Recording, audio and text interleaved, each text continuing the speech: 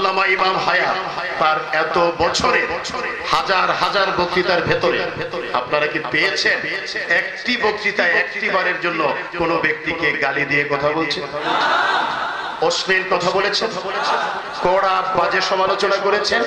না। এটাই প্রমাণ হয় তিনি যে মহান। ঠিক কিনা জোরে কর। মহান ব্যক্তি বিনয়ী হন, মহান ব্যক্তির মনটা বড়, সেজন্যই তিনি মহান। অতএব যারা বলে মহান ইমাম কেন বলা হয়, এই যে এই জন্যই বলা। ঠিক কিনা জোরে কর।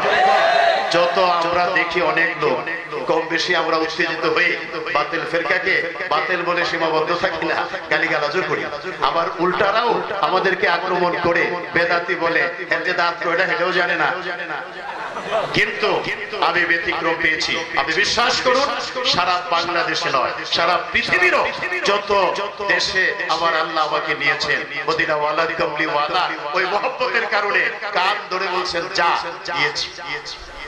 আমি দেখেছি সবচেয়ে সফিস্টিকেটেড জেন্টল ওয়েতে যিনি সুন্নিয়তের পূর্ণাঙ্গ ধারণা পৃথিবীর মানুষের সামনে উপস্থাপন করছেন, তিনি আল্লামা ইমাম হায়াত।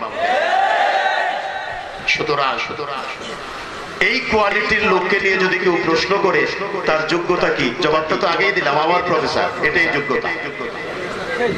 সুতরাং আরেকটু কথা বলি, যারা ওই কথা বলে তাদের মন ভালো না, মনের ভিতরে বিড়াল মরা।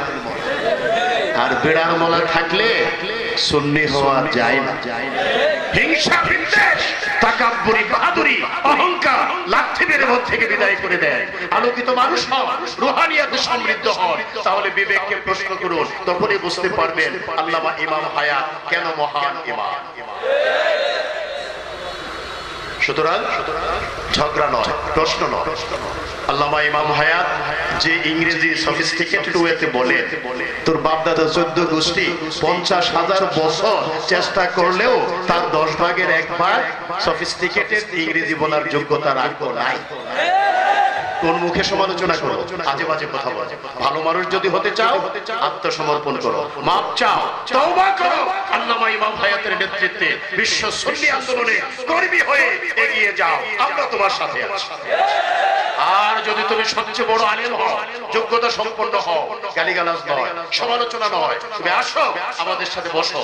তোমার যোগ্যতা যদি আমাদের চেয়ে বেশি হয়, আল্লামা ইমাম হায়াতের চেয়ে বেশি হয়, আল্লামা ইমাম হায়াত বিশ্ব সুন্নি আন্দোলনের কর্মী হিসেবে তোমাকে ইমামে আহলে সুন্নাহ মুসলিম মিল্লাত বানাই দিয়া তোমার নেতৃত্বে আমরা বিশ্ব আন্দোলনকে সারা পৃথিবীতে পৌঁছাই দেব।